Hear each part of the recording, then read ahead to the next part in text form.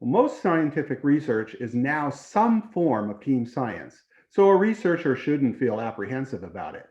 It's actually a very natural way to do science, and yet there's a lot that one can learn about how to do it effectively.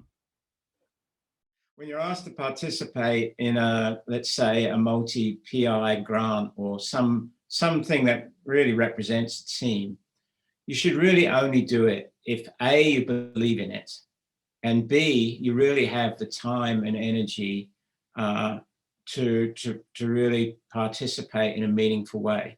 There's nothing worse than signing on to something and then when it comes into being, that you just don't have the cycles to make it worthwhile for everybody, because then you're bringing the whole team down. And they've asked you because you have expertise in this area, but you're actually, in my mind, better off having someone with slightly less expertise, but with more time to participate, because in the end, that's going to lead to a better product. So my advice for anyone who wants to do a team science project would be really clear as to and know what you need. So for example, one of the tools I've used is in academic medicine, it's super easy. So I'm a clinical investigator, I'm a CI track. If I want to go from assistant to associate, here are the things I need to show excellence in. I've researched my area of excellence. It's very concrete. So then when you go into a team, you can say, I'm so excited. We're 4 investigators working together in this team project. I am, say, the junior most or the middle most or wherever you are. These are things I hope to get. We hope to get funded. I hope to mentor students. I hope to, have a role in these projects, and I hope to be part of these papers. And these are the things I'm hoping to contribute to.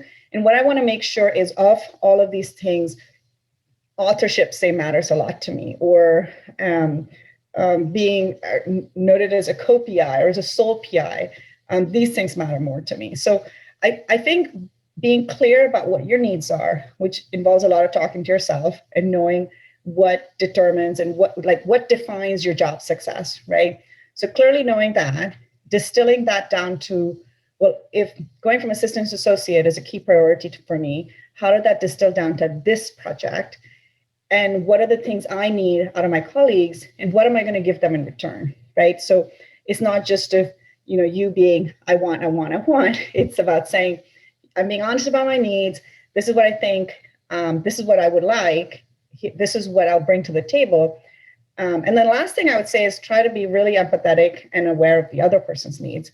So I've been very fortunate to work in projects where I have a lot of senior people working with me. And so they're really busy. So what I'm getting is the value of their time and their intellectual input. And we're doing really fun interdisciplinary team science work, but they may not have the time to organize logistics or think through things and think through things about planning nitty-gritty things that they may not have time for. So I think my being able to do that and organizing and planning out concretely, here are the 5 conferences that I want XYZ students to apply for, and following up with them and having a plan, and then putting together, say, a research assistant or a program manager, like nailing down the details, because I felt I could bring that because I had more time, etc. On the flip side, there are projects in which I'm unable to give that kind of time. So I'm very clear about I'm not going to be able to do X, Y, Z, but here when I'm here, I'm present, I can do this, and I can offer additional support from someone else. When people start to get involved in team science, it's important that they read a little bit about the concepts of team science so that they're ready for not only to make that commitment to the rest of the team, but that they understand the advantages and some of the challenges that may be coming. I also recommend that people kind of take a look at their own strengths and are honest about their potential weaknesses and think about what it is that they bring to a team. And honestly, especially with the junior folks, I recommend that people really enjoy the collaborative, innovative environment because it's a lot of fun.